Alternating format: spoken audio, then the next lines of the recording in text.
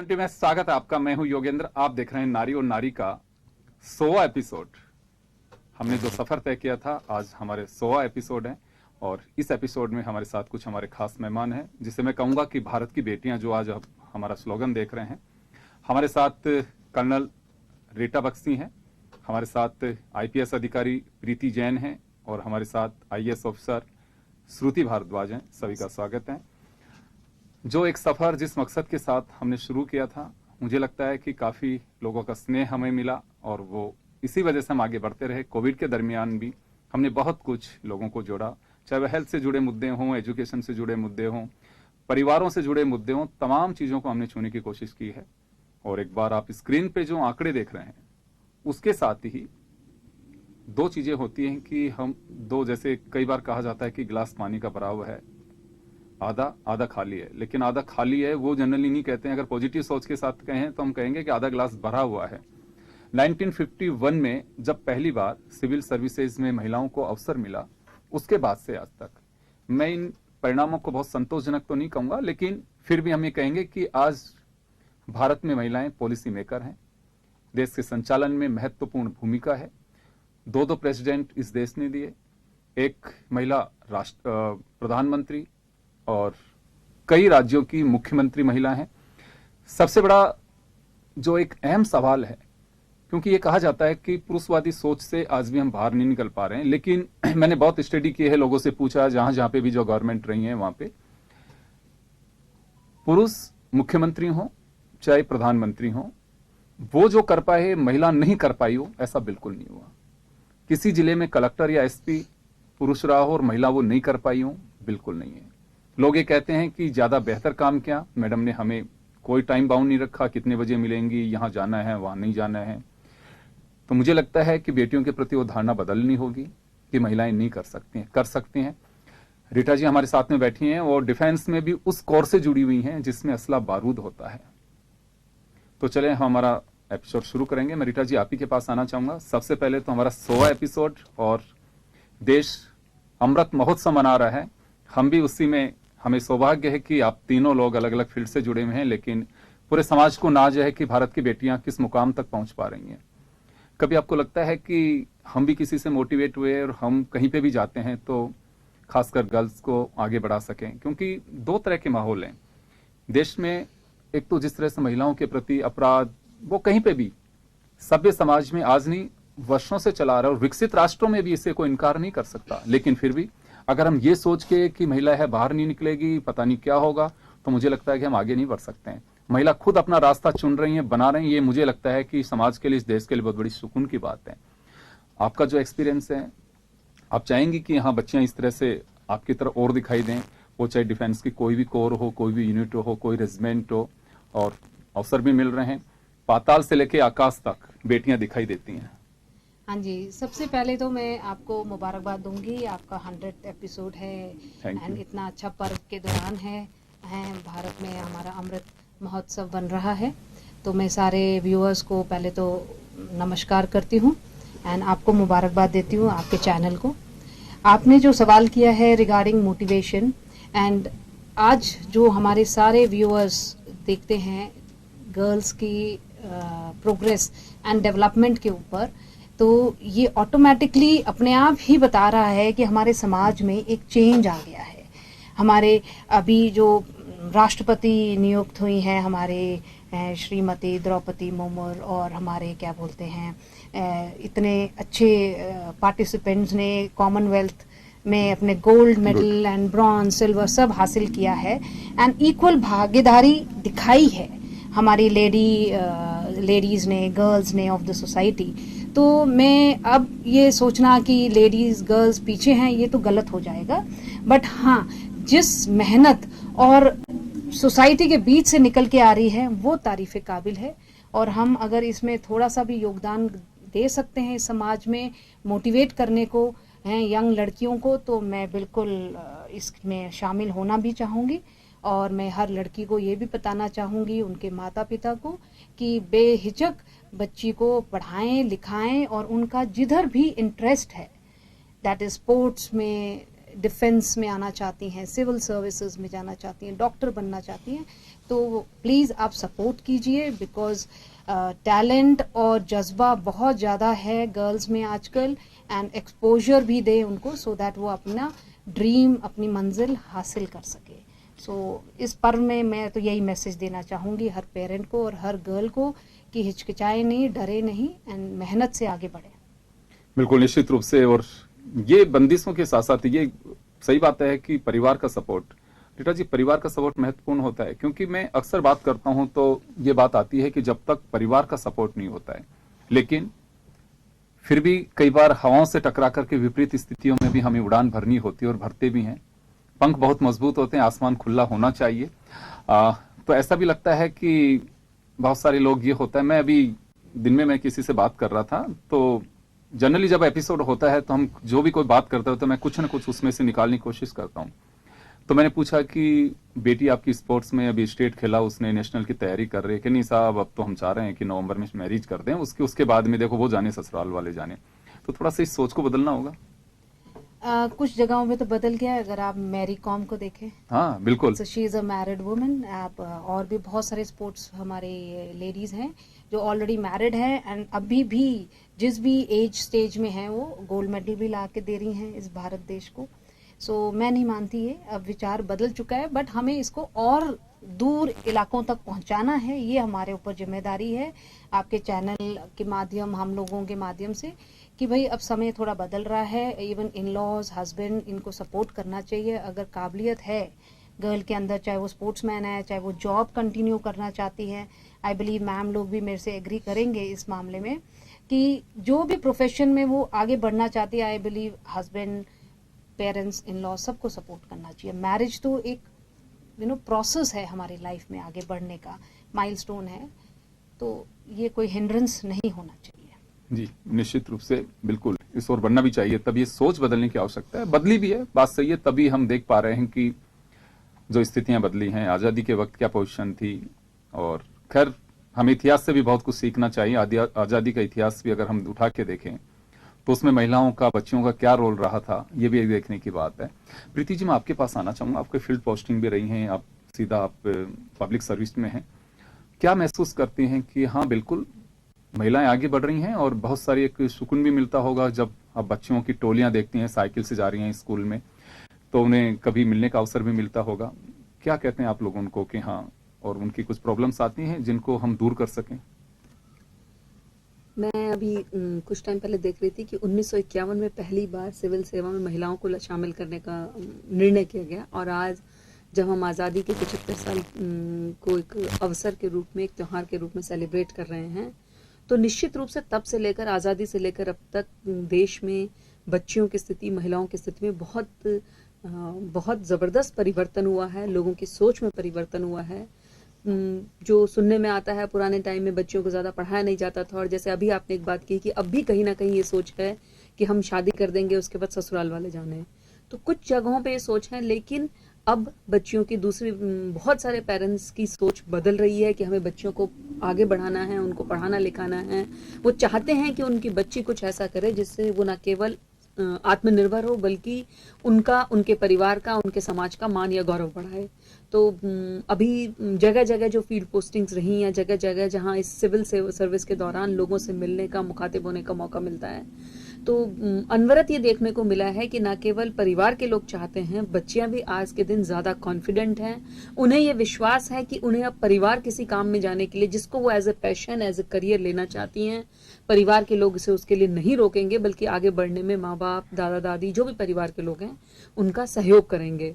परिस्थितियां लगातार बदली हैं, सोच बदली है, आगे भी परिवर्तन जो आ रहा है, परिवर्तन हमेशा गुणात्मक होता है। संख्या बढ़ रही है, संख्या के साथ साथ जो व्यवस्था है, जो पॉलिसीज हैं, उनमें भी, क्योंकि वर्कफोर्स में जैसे जैसे महिलाएं एंटर कर रही हैं, परिवर्तन दिन प्रतिदिन आ रहा है। बच्चियों से जब मुखातिब होने का स्कूल, कॉलेजेस में मौका मिलता है, वो बहुत मोटिवेटेड फील करती हैं जब वो देखती हैं कि कोई महिला किसी फील्ड में बहुत आगे हैं, चाहे हमने जैसे पहले एग्जांपल दिए, चाहे गेम्स के उदाहरण हो या देश के राष्ट्रपति, प्रधानमंत्री या सिविल सर्विसेज में काम करने वाले, दूसरी नौकरियों में काम करने वाली कुछ अग्रणी महिलाओं को देखती है तो उन्हें लगता है कि हम भी इस टाइप का कुछ अच्छा करें।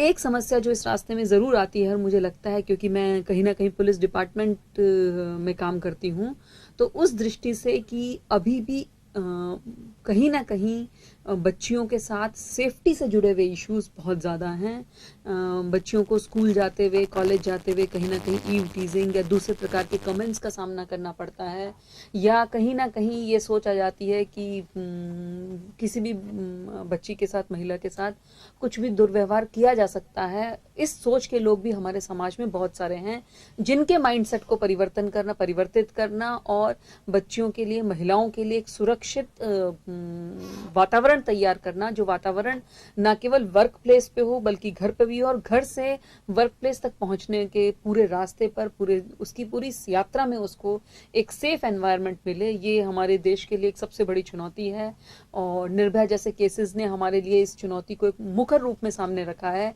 कि हमें इस क्षेत्र में काम करने की जरूरत है, ताकि हम अपने देश की बेटियों को, उनको ना केवल उनका हक दे सकें बल्कि आगे बढ़ने के पूरे अवसर प्रदान कर सकते। बिल्कुल, निश्चित रूप से तरक्की के साथ साथ उसका दूसरा एक पहलू जो है वो ये भी होता है, लेकिन उस पहलू को देख करके हम उसे एक बाधा मान करके बैठ जाएं, ये संभव नहीं है। अगर हम ये मान के चलते हैं कि अंग्रेज तो रोज कोड़े मार रहे हैं, हम आज़ादी कैसे मिल जाएगी और उसके बाद में हम हो जाते हैं, आपको ध्यान होगा कि हम उस देश के वासिंदे हैं कि हम अंग्रेजों के हाथ थक जाते थे जब फांसी के फंदे पे लटकाते थे। वो एक को फांसी देते थे, वो 10 उस दौर के बागी कहा जाता था, किसी को उग्रवादी कहा जाता था, किसी को बगावती कहा जाता, लेकिन हम कहते हैं कि वो आज़ादी के सितारे थे। वो 10 गर्दन तैयार रखते थे, उनके हाथ थक जाते थे। हिंदुस्तान में मुझे लगता है कि हौसले और जज्बा जो है वो हमारी डीएनए में है और समझने की आवश्यकता है।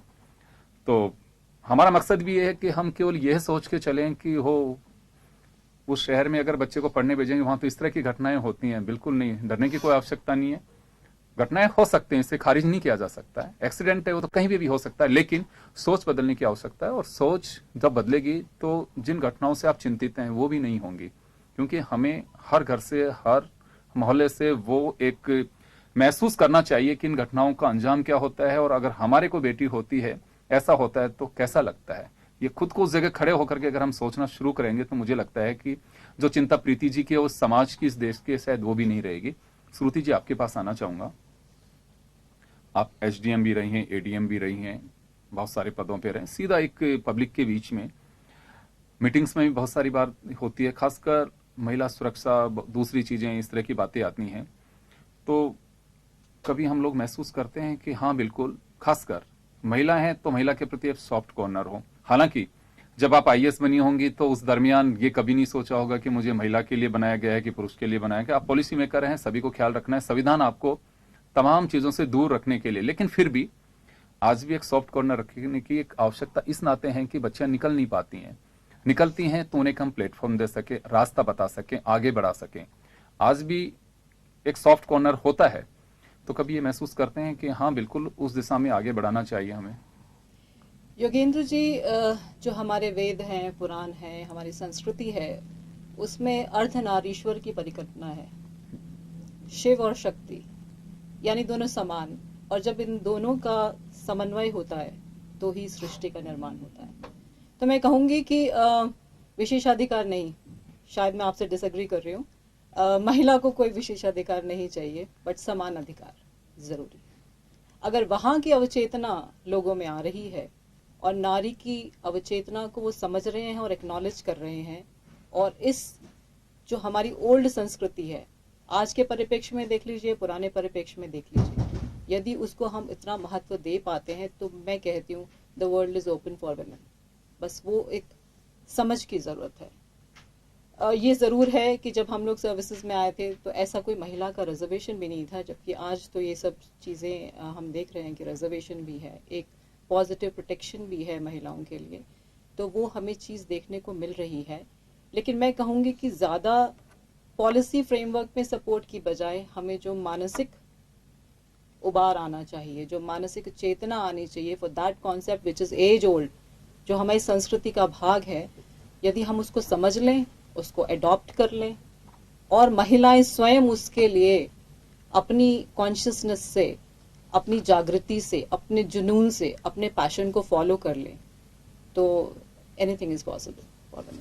मैं बिल्कुल अक्सर ये बात कहा करता हूँ। कई बार ये कहा जाता है कि नारी तू महान है, लक्ष्मी का रूप है, देवी का रूप है। मैं कहता हूँ कि नहीं, ना देवी का रूप बताइए, ना महान बताइए, केवल बस उनका जो हक है, जो रेस्पेक्ट है, जिसके लिए वो डिजर्व करते हैं, बस वही दीजिए समाज से। मुझे लगता है महिला को इससे ज्यादा कोई अपेक्षा भी नहीं है।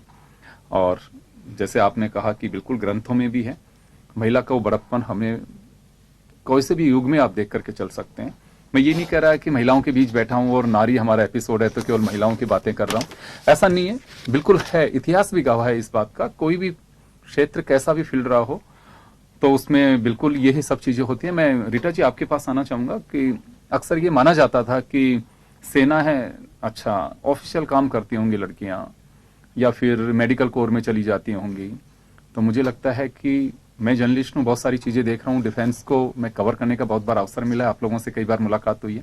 आज आप बता सकते हैं कि असला बारूद से कैसे हमारी वायुसेना में कैसे हैं, नौसेना में कैसे हैं, और जो भी अवसर मिलते हैं, जहां भी अगर राइफल चलानी हो चाहे टैंक चलाने हो, तो सब जगह महिलाएं काम कर रही हैं। वो थोड़ा सा हमारे दर्शक जरूर जानना चाहेंगे।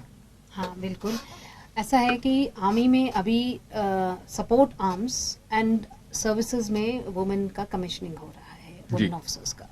फाइटिंग आर्म्स में अभी भी नहीं है। सो फाइटिंग आर्म्स में आपका इन्फेंट्री, आर्मर्ड और आर्टिलरी ये आते हैं। सो इनमें तो अभी women officers are not being commissioned. रही बात supporting arms, so supporting arms हो गया हमारा जो वेरी मच विद इन हमारे जो आर्मी में इन्हीं फाइटिंग आर्म्स के साथ ही होते हैं। So indirectly you are very much, आप उसी इलाके में हैं जहाँ ये लोग फाइट कर रहे हैं। सो मुझे ऐसा ज़्यादा लगता नहीं है कि बहुत ज़्यादा डिफरेंस आ जाता है। फिर जब आप उसी टेरेन में हैं, उसी प्लान में हैं, जो भी आपका है ऑफिशियली, तो you are very much involve. जैसे इंजीनियर्स है, अब इंजीनियर्स का जहाँ जहाँ जरूरत है वहाँ पर आप उनको पाएंगे। एंड इंजीनियर हो गया आपका AD regiment, AD corps is air defence, and हमारे सिग्नल्स एंड ऑल, तो ये सारे उन्हीं हमारी फाइटिंग आर्म्स के साथ ही जुड़े हुए हैं। तो इसलिए हमारी जो ट्रेनिंग है वो बराबर है एकेडमी में। And post academy, that is when you get commission, आपको अपने रिस्पेक्टिव उसमें डाल दिया जाता है स्ट्रीम्स जो आपने ऑप्ट की होती है, तो आप फिर उसमें यू गेट ट्रेन्ड। जैसे सिग्नल्स में, ऑर्डिनेंस, जैसे मैं ऑर्डिनेंस ऑफिसर हूँ तो I been train related to ordnance, that is complete logistics, whether it is equipment, whether it is ammunition, whether it is your clothing and all, and heavy equipment, vehicles, सभी I been dealing with in various postings मेरी जो रही हैं and assignments. तो उस तरीके से हम बहुत क्लोजली इन्हीं लोगों के साथ काम कर रहे हैं, because we are for them fighting arms.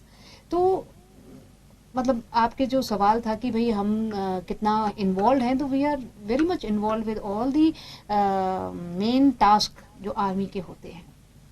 तो उस हिसाब से कोई वैसे डिफरेंस नहीं है। एयरफोर्स में तो अभी काफी, एयरफोर्स में देखो अभी रिसेंटली ऐड हुए हैं फाइटिंग मतलब फाइटर पायलट्स एंड ऑल में few percentage have been train. It's a very tough training, लेकिन हम कह सकते हैं शुरुआत है वहाँ पे, अभी शुरुआत है। एंड वुमेन अपनी काबिलियत दिखा रही हैं, वो क्रैक कर रही हैं सारे जो भी टेस्ट होते हैं, क्यूआर्स होते हैं, एंड अचीव कर रही हैं flying test and all.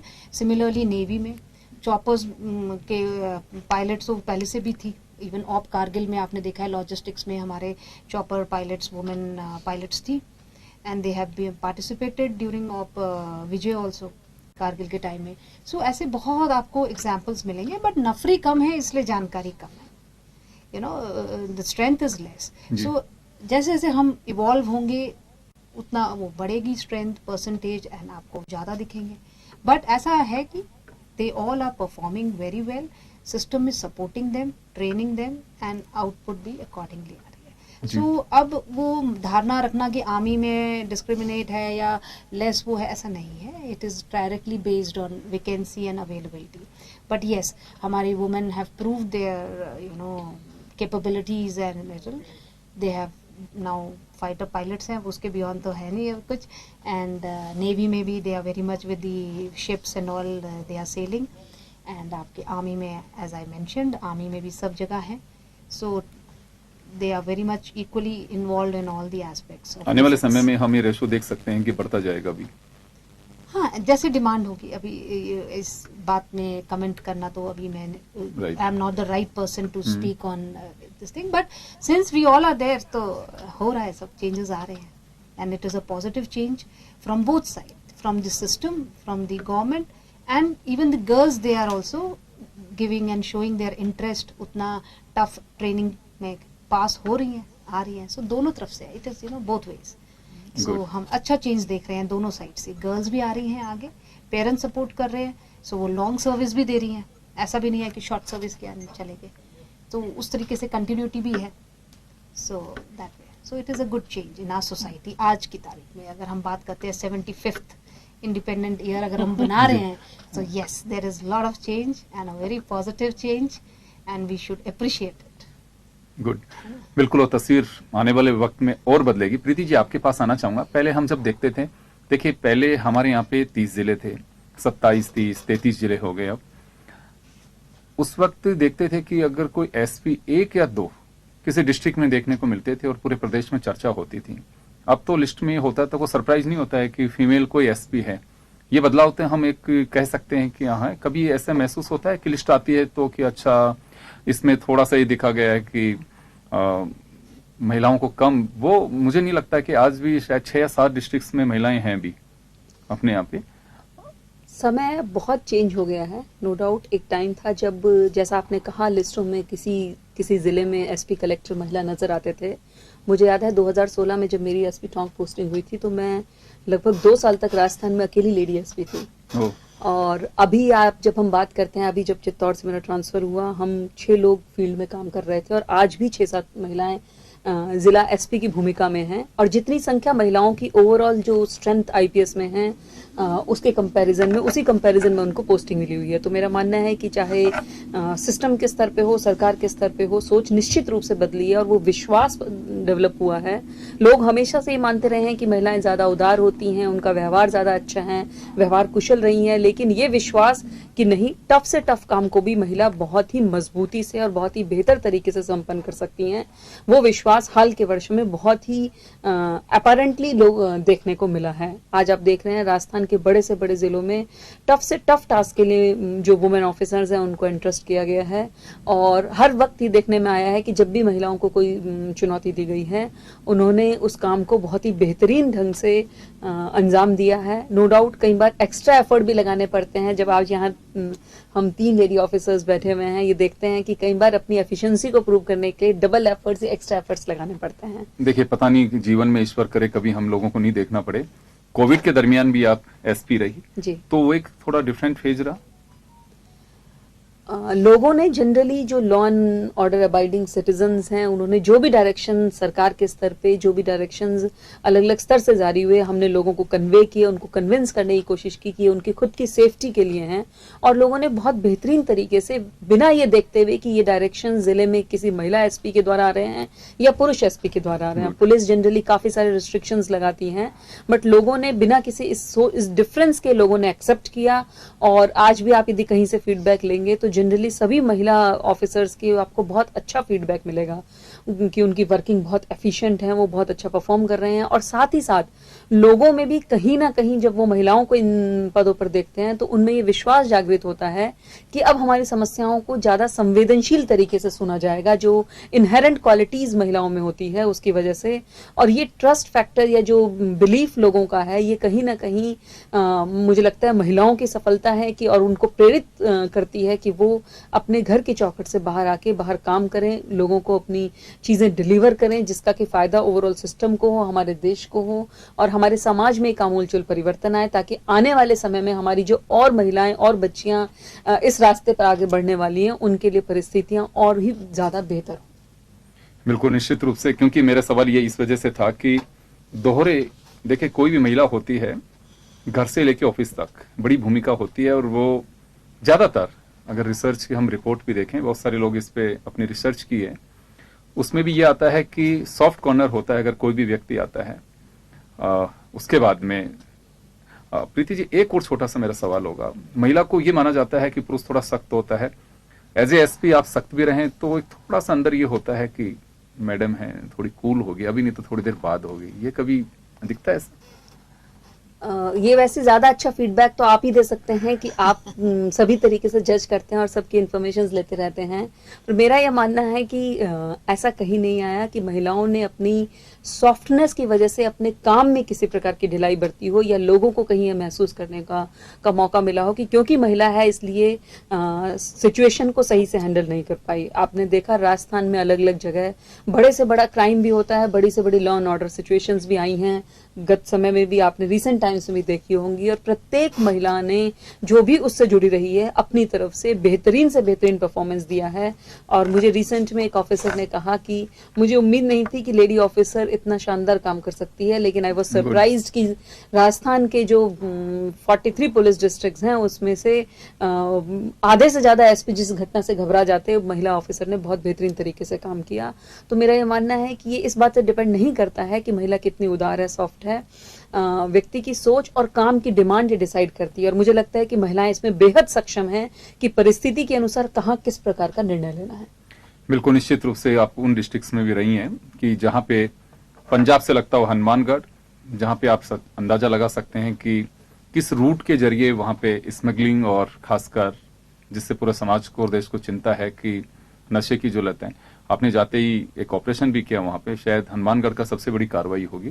Chittorgarh जहां पे रही, वहां पे लॉ एंड ऑर्डर की काफी, खासकर कम्युनल जो प्रॉब्लम्स क्रिएट होती हैं उनको लेकर के। लेकिन जैसे अभी आपने कहा कि और जब अवसर मिलता है, मैंने पहले ही कहा कि महिलाओं के भी पंख वैसे ही हैं जैसे पुरुषों के हैं, वही आसमान होता है, वो जितने उड़ान भर सकते हैं उतनी वो भी भर सकती हैं। श्रुति जी, आपके पास आना चाहूंगा, ये सॉफ्ट कॉर्नर या सॉफ्टनेस या सख्त, ये कभी आप लोगों को कहीं फेस करना पड़ता है या थोड़ी सोच रहती हो कि ठीक है मैडम है, कूल होंगी, ऐसा कहीं लगता है? मैं तो कहती हूँ कि किसी भी परिस्थिति से लड़ने के लिए don't have to be a warrior. वो सॉफ्टनेस ही हमारा हथियार है। वो जो कूलनेस है और वो जो ट्रांसफॉर्मेशन हम ला सकते हैं थ्रू दैट सॉफ्टनेस, वो शायद पुरुष भी नहीं कर सकते। तो I think that is an advantage जो हम महिलाओं के पास है और हमारे रिजल्ट्स बेहतर आते हैं। वो ये भी जानते हैं कि सॉफ्टनेस है तो इसका मतलब ये नहीं है कि कुछ भी किया जा सकता है। उस सॉफ्टनेस की स्टर्ननेस भी महिला में होती है, जब उसको वो दिखानी होती है, जब वो रिक्वायर्ड होती है तो वो उसका भी उपयोग करती है। बट कभी भी अगर आप इस चीज को देखेंगे तो जो चीज प्रेम या कंपैशन करा सकता है, वो लड़ना, झगड़ना, डांटना, पीटना शायद इससे कभी संभव नहीं है। बिल्कुल ठीक बात है, वो होना भी चाहिए। और कहा भी ये जाता है तो अंतिम हथियार होता है कि चलिए किसी को सख्त लहजे में बात करना समझ में नहीं आ रही है तो प्रीति जी के यहाँ कहा जाता है कि वो फिर 3rd डिग्री दी जाती है अगर कोई नहीं समझ में आता है। तो कोशिश यही होती है कि समाज का ही एक हिस्सा होता है, वो कोई बिगड़ जाता है, कोई सुधर जाता है, परिवार में भी ये सब कुछ चीजें होती हैं। लेकिन एक एक्सट्रीम पोजीशन के बाद में जब चीजें जाती हैं तो मुझे लगता है कि कानून ने वो अधिकार दिया है। अगर कहीं पे तोप चलानी है, गन चलानी है, तो हमारे संविधान ने आर्मी को राइट्स दिए हुए हैं। पुलिस एक ऐसा विभाग संविधान में बनाया गया है कि जिसको डंडा दिया गया, किसी को अनुमति नहीं है कि आप कहीं पे भी डंडा चला दोगे, वो पुलिस को राइट दिया गया है। एडमिनिस्ट्रेटिव सर्विसेज को भी उनकी कलम में वो ताकत दी है, तो भारतीय संविधान से मिली है। और बहुत कुछ सोच समझ करके एक लंबा वक्त लोगों ने एक्सरसाइज की है, वो किसी थीसिस से कम नहीं थी जितनी उन्होंने लिखी उसमें, वो उसके बाद ही बनाए जिस सिस्टम से आज हम गवर्न हो रहे हैं, हम चल पा रहे हैं, हम लोग जिस अभिव्यक्ति की आजादी की बात करते हैं, वो सारा वही संविधान है। मुझे लगता है कि उसके प्रति हम सब लोगों का रेस्पेक्ट भी होना चाहिए। और उसके रेस्पेक्ट की बात मैं इस वजह से कर रहा हूं, महज स्वतंत्रता दिवस को ध्यान में रख के नहीं, वही हमें वो लोकाचार, नवाचार और रेस्पेक्ट एक दूसरे के प्रति करने का रास्ता भी दिखाता है, जो हमें खासकर महिलाओं के प्रति होना चाहिए। अगर आप उसके डेप्थ को समझने की कोशिश करेंगे तो तमाम बाधाएं उससे दूर होंगी। वो प्रासंगिक था, है और रहेगा, उसी को हमें ध्यान में रखना चाहिए। मैं आप तीनों से एक बार, हमारा क्योंकि स्पेशल एपिसोड है, बहुत सारे लोग देख रहे हैं, मैं एक मैसेज भी लेना चाहूंगा कि खासकर महिलाएं, गर्ल्स क्या करना चाहिए, कैसे वो आगे बढ़ सकें। रीटा जी, सबसे पहले यंग गर्ल्स वगैरह जो अपने अपने रिस्पेक्टिव एरियाज में हैं, उनको पहले तो क्लियर होना चाहिए कि उनका ड्रीम्स में उनको किस टाइप का अचीव करना है, यानी कि टारगेट क्या है, यानी उसको डॉक्टर बनना है, इंजीनियर बनना है, डिफेंस में आना है, या विच एवर स्ट्रीम। एंड उसके हिसाब से बच्चे को उसके पेरेंट्स को सपोर्ट करना चाहिए, वो थोड़े बहुत रिसोर्सेज देने चाहिए सो दैट वो अपनी पहले एजुकेशन को कंप्लीट करे एंड कॉम्पिटिटिव्स में क्लियर करे। बट जो कॉमन चीज़ है हर चीज़ के लिए, चाहे वो किसी भी कॉम्पिटिटिव एग्जाम्स के लिए करे, is the hard work and dedication, जो एक हर चाइल्ड को डेडिकेट करना है। बिकॉज चाइल्ड का एक ही ड्यूटी है कि वो स्टूडेंट है और एज स्टूडेंट वो अपना कर्तव्य पूरा करे। तो जो भी बच्चा एज अ स्टूडेंट अपनी पढ़ाई कंप्लीट करता है, तरीके से ईमानदारी से करता है, तो मुझे नहीं लगता कि उसको कोई रोक सकता है उसके टारगेट को अचीव करने के लिए। तो ये सबसे मतलब ये प्राइमरी चीज़ लगती है मुझे कि बच्चे जो स्टूडेंट हैं उनका primary task is to study and do well in their education. तो ये उनका प्राइमरी जॉब है, तो उसके साथ ईमानदारी रखें एंड फिर स्टेप बाय स्टेप अपने अचीवमेंट्स की तरफ जाएं एंड टारगेट को अचीव करें। लगन इज़ मेन थिंग, कि लगन नहीं छोड़नी है और कभी भी हताश नहीं होना है। अप्स एंड डाउन आते हैं, फर्स्ट अटेम्प्ट में नहीं हुआ तो सेकंड ट्राई करो, गिव अप नहीं करना है लाइफ में। As a good sportsman never give up. जैसे कि अभी सब इतना ज़्यादा स्पोर्ट्स था चैनल्स में, सो सबने सीखा है उससे कुछ ना कुछ। प्रीति जी आपके पास आना चाहूँगा। मैं चाहूंगी कि triple C, first is girl should be confident, अपने काम को बहुत ही कॉन्फिडेंटली हम पूरा करें। देन जैसा कि मैम ने कहा, कंसिस्टेंट एफर्ट्स, कहते हैं कि हर नदी की राह से चट्टान को हटना पड़ता है। तो कोई भी बाधा है घबराने की जरूरत नहीं है, निरंतर कंसिस्टेंटली हम उसके लिए काम करेंगे तो निश्चित रूप से अपने गोल को अचीव कर पाएंगे। और थर्ड इज कर्टसी, हम कुछ भी अचीव कर लें, कुछ भी बन जाएं, लेकिन हमें ये ध्यान रखना है कि हमारी जड़ें कहाँ हैं, हमारे वैल्यू सिस्टम कहाँ हैं, हमारे देश की संस्कृति ने हमें क्या दिया है और हमें उसको छोड़ना नहीं है। तो इन तीनों चीज के साथ हम आगे बढ़े, निश्चित रूप से आसमां हमारा है। गुड। श्रुति जी आपसे चाहूंगा मैं। मैं ये कहना चाहूंगी कि एक उम्र होती है 6-7 क्लास, जब आपका फॉर्मेशन होना लगता है कि मुझे किस तरफ जाना है, कौन सा करियर लेना है। वहाँ सबसे ज्यादा इंपॉर्टेंट रोल पेरेंट्स का आ जाता है। वो आपके लिए एक राह सेट कर देते हैं। डॉक्टर्स हैं तो डॉक्टर बनो, इंजीनियर है तो इंजीनियर बनो, सिविल सर्विसेज वाले हैं तो सिविल सर्विसेज बनो। लेकिन उस समय बच्चों को, खास तौर से जो लड़कियां हैं, उनको ये देखना है कि कहाँ वो इंटरनल हैप्पीनेस है, कहाँ वहाँ वो सुकून है और कहाँ उनमें वो चीज़ जुनून पैदा कर सकती है, वो राह चुननी चाहिए। दुनिया को अपनी जीवन की कहानी मत लिखने दो, राइट योर ओन स्क्रिप्ट, और जहां आपका मन है, जहां चाह है, जहां पैशन है, उसको फॉलो करें। और इसी संदर्भ में मुझे एक पोएट की कुछ पंक्तियां याद आती हैं कि एक खेल था जिसमें 2 पर्चियां थी, एक में लिखा था कहो और एक में लिखा था सुनो। ये मात्र संयोग था या भाग्य था कि उसके हिस्से में आती थी सिर्फ वही पर्ची जिसमें लिखा था सुनो। लेकिन इस पोएट को, इन पोएट के लिए हमेशा मुझे एक काउंटर थॉट आता है कि जब मैं ये कहती हूँ कि अपनी आवाज को इतना बुलंद कर कि हर शख्स तुझसे पूछे कि बता तुझे कहना क्या है।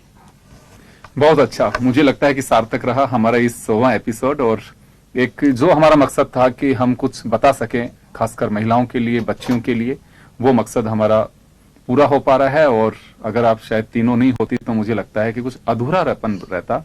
इसी वजह से हम लोग काफी अप्रिशिएट कर रहे हैं हमारे जो टीम है उसको भी, ताकि सब लोगों के जो विचार आए कि कुछ ऐसा एपिसोड होना चाहिए 100वां, कि जिसमें हम एक मैसेज दे सकें। क्योंकि आजादी का अमृत महोत्सव हम सब लोग मना रहे हैं, हर घर तिरंगा है इस वक्त, तो मुझे लगता है कि वो सब सार्थकता तभी होती है कि जब हमारी वैल्यूज को ट्रिपल सी, प्रीति जी ने जो बात की, श्रुति जी ने बात कही कि बिल्कुल हमें वैल्यूज के साथ साथ हमारा एक मकसद जो लेकर के चलते हैं उसमें हमें फोकस करना है।